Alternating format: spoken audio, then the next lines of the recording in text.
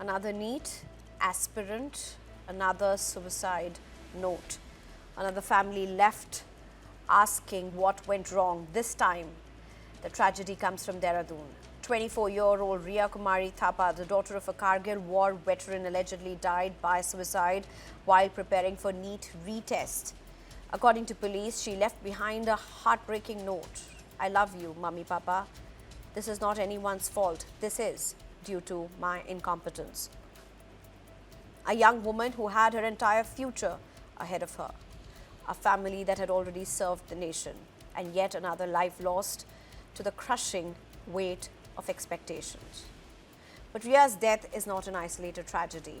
In recent weeks alone, NEET-linked suicides have been reported from Rajasthan, Delhi, Uttar Pradesh, Karnataka, Goa and other parts of the country. Some students were preparing for the re-examination. Some were devastated by the cancellation of the earlier exam. Others feared they had disappointed their parents. And almost every suicide note carries the same painful emotions: guilt, self-blame, fear of failure, and a belief that they were not good enough. The numbers explain why the pressure is so intense. This year, nearly 22.8 lakh students registered for NEET, but the number of MBBS seats remain only around 1.1 to 1.2 lakh. In simple terms, more than 20 students compete for every available seat. For many aspirants, years of preparation comes down to a single examination lasting just a few hours. One bad day, one mistake, and an entire dream appears to collapse. Experts say the problem goes far beyond the exam system. Students often spend years studying for 10 to 14 hours a day. Many leave home and move to coaching hubs like Kota and Sikar. They face relentless competition, constant ranking, social comparison, and enormous parental expectations. In many households, becoming a doctor is not just a career option, it is seen as the only acceptable outcome. The result is an all or nothing mindset. Crack NEET and you succeed. Fail NEET and you feel your life is over. That perception may be one of the biggest dangers facing young aspirants. The debate is not about one examination. It is about the pressure cooker that millions of students live in. Why are so many young lives being lost in the race to become doctors who are meant to save lives? Have we turned one exam into a measure of self-worth? Our parents, coaching institutes, society, the education system, and the government, all part of the problem. And most importantly, what must change before another suicide note is written? Advocate Anubha Srivastava Sahai, educationist and president for IWPA, joins us. Professor C.B. Sharma, who's an educationist, joins us. Dr. Vinod Sharma, brain and science expert, author and mental wellness, joins us. Thank you very much, all three of you, for joining me. You know, I just wish this was not what we would have been discussing. But on another note, I'm extremely relieved that we are, because I think our nation needs to make this their priority. This is about young lives of a very young country being snuffed out for no fault of theirs. Professor C.B. Sharma, what is this about? Is this about the process becoming the punishment? Is it about a system that's collapsing from all sides? For the educationists that you have been, for the years that you have spent with young minds, what is leading to this unending saga of suicides? 9 deaths by suicides in less than 2 months after the NEET results. Sneha, I'm lost for words. I don't have words. As a teacher, as a parent, all that account you have given has shaken me, and I don't know how to express my grief and pain over this whole thing. I've seen this whole thing very closely in the last few months and years, and I believe it's a real collapse of the system. It's a policy paralysis. Every child is important. And if it doesn't shake the country, then we are not a nation. I believe we should crack down on it and change the system. I hope you remember that there were different exams and it was converted into one exam in the country because students had to suffer writing various exams. But we have not learned from the lesson from it, that it has become too hard on students, too much on students. We should immediately make policy changes. We are not doing it. Debate after debate on television. Is nobody hearing what has happened to the nation? Every face that you show on television shakes me. I don't see the faces of the children. I see the face of my child in their face. As a teacher, it's a personal loss to me, I must tell you. And I don't know, I'm so shaken. I'm lost for words. What is happening? First and foremost, change your policies. 2024, you had a committee that recommended, you did not implement. What happened in 2025? Again, the same thing. Now it is reported that exam was also compromised. 2026, we are in a mess. We must change. One thing I would very strongly suggest, look, these children are not very sure if this will happen again, that NEET is cancelled. They come from very poor families. I was analyzing the deaths. Who is committing suicide? Children of very poor, below poverty line children, because they know the pain of their parents, how they arrange money for their coaching, their education. And then when the child feels, I am not able to, then this happens. No child of a very affluent and rich person has committed suicide, because they can take many exams, they can go abroad. I know of children who got IIT, which they didn't prefer. They went abroad, but not poor children. I'm so shocked. We keep shouting as a nation about various groups, but we do nothing about them. I'm at a place where I have the poorest of the poor children, and I find nobody caring for them. It pains me, Sneha. I think that we must immediately crack down, change the policy, assure the children that we are concerned about you. Nobody is showing concern. All the high-ups who are in the policy making, all the high-ups of the nation should come on television, assure these children, we are sorry, we apologize to you, and we are making every effort. Nobody is assuring the children that everything will be fine. Instead, what you are doing is that we are fighting a battle. You are fighting a battle. We have called in army, we have called in air force, we have banned this channel, we have banned Telegram. It is creating more pressure that perhaps it's going to be compromised. I very strongly recommend, as a teacher and more now as a parent, talk to children on television.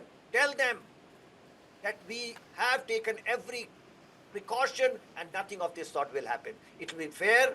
You will get the result that you deserve. And more than that, immediately seats should be increased.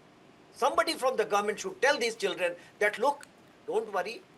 You will have best college or less best college or less college, but you will get a seat. I know. I think, CB, Mr. C, Professor, I want to come back to this point because it is such a relevant point. I mean, you are having, what, 1 point, I mean, if one student has to compete for 20 seats, it's not like, I'm not telling give 20 footballs for 20 people to play. But for one student to be competing for 20 seats in 2026 in a country like India, I want to put this in perspective. I want to put this in context. How bad or good is India in that? I'll get back to you, Professor, on that. Wait a minute.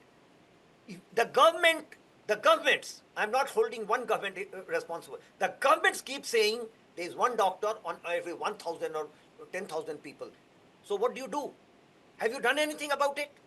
If not, that's the reason that these children are committing suicide. Increase the seat. India needs more doctors, and you're doing nothing about it. If the government colleges cannot be increased, open private colleges, but regulate fees. Do you know this whole pressure is because if a child gets a private college, the cost is in crores. But if one gets a government college, that price is minimal. So everybody is trying to get a government college because they are so poor. Why don't you regulate the fees of private colleges? They are not charging for what is spent on children. No, what's stopping the government from starting more colleges? I don't know. What's stopping the government? I mean, one of the things that's often said is, if there are no takers, why supply? Here, clearly there are takers. and takers who are clearing NEET and having good scores, you know, in this case, it's heartbreaking. It's heartbreaking because look at Renu. She was somebody who scored 90% marks in her 10th and 12th class. Another student that I was going through for the details had scored 97% marks, who died by suicide. And it's unfortunate that we have to even say this, because often scoring marks is not the pedestal of how well you do in life. It's not. And if our system is based on that, that again is a big problem. But that's a longer discussion. It's for a longer time, for another thing. You know, here are children who worked hard. They got the scores that they wanted to. They are no more. They're just no more. Advocate Anubha, if I want you to come in at this point. Clearly, the government has failed. Doesn't take it away from them. Clearly, the government has failed. And like Professor C.B. Sharma said, governments have failed. Fair. I will even add that. The government, the current government has failed. The governments have failed. Now, have the parents also failed? You know, why I'm asking you this question? Nothing, and by no means mistake this as something where I'm absolving the government, no chance. You know, I would even say the education ministry has murder on their hands. I will go to that extent to even say it. I don't have a problem. But do we also need to address something that's much deeper inside families? Even if there is pressure for whatsoever reason, does it need to be passed on for a kid who may not be or may be clearing the exams year on year? Is there a problem? Advocate Anubha. Yeah, thank you for having me on the show, and it's a really shocking news today. I got through some news channel that another student committed suicide, and every year it is happening. Every month, I would say, it is happening. Students and NEET aspirants, JE aspirants, they all are committing suicide. This is a very serious situation actually in our country, and mentally the students are actually, they're under a lot of pressure. At the same time, not only the government, everybody is blaming government. I also keep blaming government, current government, existing government, previous government also. They have not done enough for our students, for our children. The education system, overhauling of education system is must, but at the same time, the parents are also equally responsible. The parents should ensure that they should not force anything upon their kid, whatever they like. And they should also keep a regular interaction with their children. In today's time, most of these parents are busy on their own life, with their own profession. They don't know what the child is doing, what the child is going through. The child could have been saved. The girl committed suicide inside her house. So this is more shocking. As far as Kota is concerned, students are staying in Kota, and many students from Kota, they keep telling me that we are under a lot of pressure. We counsel them. There is pressure. See, the pressure is there to compete, because there are hardly 1 lakh seats. 20 lakh students compete for 1 lakh seats. Out of those 1 lakh, there are 63,000 only government seats. Out of 63,000 also. You know, Anubha, when I ask why, I don't mean to ask why is there pressure. Obviously, there is a problem in terms of availability on seats and all of that. But it's also about how pressure was always part of our education system for a very long time. What's changed to this extent that there are so many death by suicides? Where are we even failing our young ones in helping them to be equipped with ways to beat the stress, the pressure, the disappointments, the failures? See, everybody is, I would say everybody is responsible. As a society, we have failed actually. It's not only that the government or the schools or the colleges or the teachers or the parents, everyone actually, we all as a society have failed, and there is a lot of lack of awareness also among students. And as far as mental health is concerned, Mental Health Act is in place since 2017, I suppose, or 15. But the implementation is not on ground. I don't know whether the counselor is there with the students to support, whether parents are being counseled or not. Even we need to counsel even the parents. Their counseling is also very important. That how you should how you should put pressure on your child. Also, the counseling of parents, counseling of student is very important right from the school level. I don't know in school how many schools it is happening, whether government has any data, Right. government is doing any work on it. Do they have any data? Either the education officer, district education officer, or the child rights commission. We have this child rights commission, and all over India we have DCPO also, district child protection officer. What is that officer doing? Right. I don't know. Why Right. are they being paid from our Right. taxpayers' money? What are they doing? Right. Implementation is not happening as far as anything No, is I concerned completely in hear you. education I sector. completely hear you. I think there are more questions and really there are answers at this point. Dr. Vinod Sharma, I want to get you in at this point. You know, Dr. Vinod, there's something that's often said, and before I come to you, I think I need to tell the viewers, if at any point any one of you who's watching this feels triggered, feels hugely depressed, there are mental health lifelines, numbers out there, you must call them. You must reach out to somebody who you know, whom you trust, and have a conversation about it. These conversations, these discussions can be very triggering if you are at some stage of life. And I think you must reach out to somebody whom you know, who will be able to tell you that there's so much more to life. Dr. Vinod Sharma, I want to ask you a very simple thing. Often it is said that suicide is even the last resort for somebody who is extremely depressed. It's not the first resort. Are we really pushing our children into an abyss, into a deep abyss from where they cannot return? Thank you so much. And definitely, what you were saying, it's not just a news or just a discussion. It's a very, very important, very imperative, what do you say, that must be the agenda.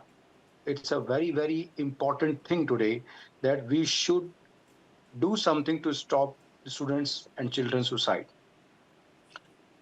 Who is pushing students to the abyss or towards the what do you say this suicidal intention?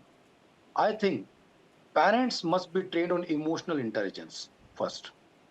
There are four pillars around a children, around a child, around anyone who is studying: mentor or educator, education system and government, the parent, and the children and their peers, their friends. So the child, this emotional decision, this suicide is a negative emotional decision. It is not happening right away. It's a series of intense stress, depression, and the tension confined inside. So I must say that everybody who is around or who is with the child, with the student, that should take the responsibility. First and foremost thing, the children should not commit suicide. What I have seen ever since the coaching centers became a flood, and many coaching centers have come across, the suicidal counts have increased. If you have seen, there is no such regulatory body that can control the quality of the coaching. You know, And sir, there is a regulatory body for school education and college education. yes, but Unfortunately, for the the private regulatory body coaching, cannot even control the school and college education. yes, of course. It's easy, I think it's very easy to hit at coachings because obviously they are unregulated and a whole lot of things are wrong with the coaching institutes. But the fact that many, like even myself, hopefully not my child, but many people in this country are forced to go to coaching because they cannot go for any examination without coaching. Yes, Schools yes. have Yes. failed them. It's very easy to hit out at coaching, sir. I don't agree with this. That's possibly the last thing that I would hit out in the system. It's not only that I am hitting coaching centers. This thing is one of them. There are four things: parents, student itself, himself, herself, coaching or education industry. Education can be teacher, education can be schools, coaching, anyone who is mentoring or educating. And the fourth thing is system and government. The student is surrounded with all these four things. And this pressure is coming. Why? When the student fail to understand how to handle it. It is emotional intelligence, negative emotion. Suicide is a negative emotion and willpower is a positive emotion. We just need to counsel children in any circumstances, any situation, do not commit suicide. Okay. First, Okay. yes, I think I also want to talk about the seats. Professor C.B. Sharma, let me just start straight with you. You had to make a remark, but let me also ask the question. What's really stopping our government from ensuring there are more seats? Because, you know, our education system is warped. Nobody takes that away. It's completely warped. Uh, we can't even ensure that our class 12 pass out or our graduates are competent enough to prepare for these competitive exams by themselves. That itself shows what an utter failure we are as a country. And for all the pride that's taken for the Indians that are engineers and doctors and are building this country and the country outside, most of them have gone through coaching at some level. Barely anybody has been able to get out of class 12, prepare by themselves and crack the coaching, crack these competitive exams. So what's really stopping the government from ensuring that can be done? If there are so many aspirants and there is such a dearth of doctors, there are teachers, qualified people available, why not increase the seats? This seems logical to me. I'm trying to understand what's the logical reason to not do it.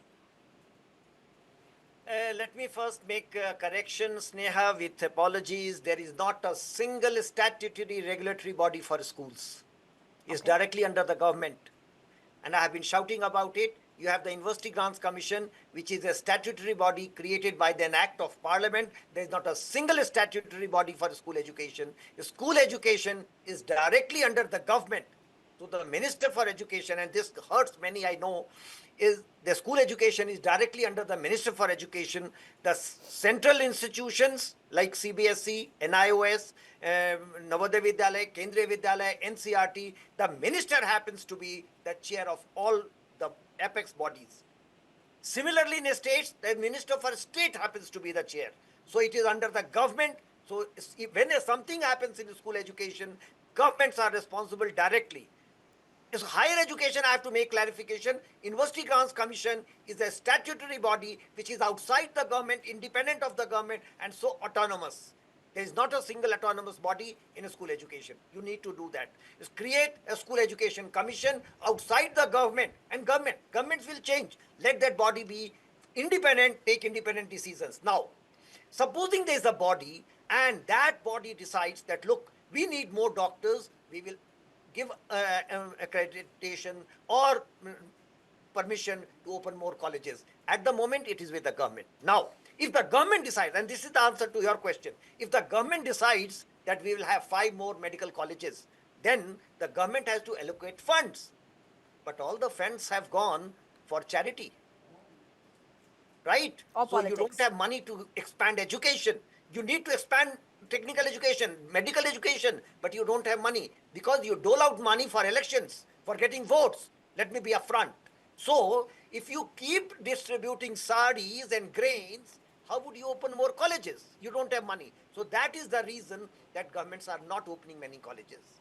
Now, as far as the parents are concerned, I am in Jharkhand, in one of the most backward areas. Parents are just not ready for any counseling. They have one ambition. Can you make my child IS officer? Can you make my child an engineer? I keep telling them, look, howsoever we try, we will not be able to put your child. No, sir. If my child cannot go to an engineering college, if my child cannot become a doctor, then what's the good of education? Now see, very difficult to counsel these parents. They look at television, they look at stories, and they weave their dreams. What do we do with them? So don't hold the parents responsible.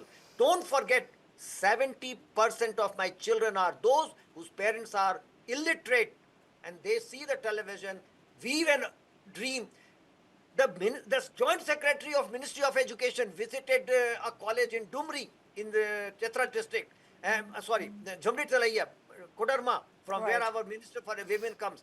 And the girl said, he said, what do you want to become? I want to become a doctor. He said, what's the formula for water? She didn't know. She didn't know H2O. And she is in class 10, weaving a dream, I'll become a doctor.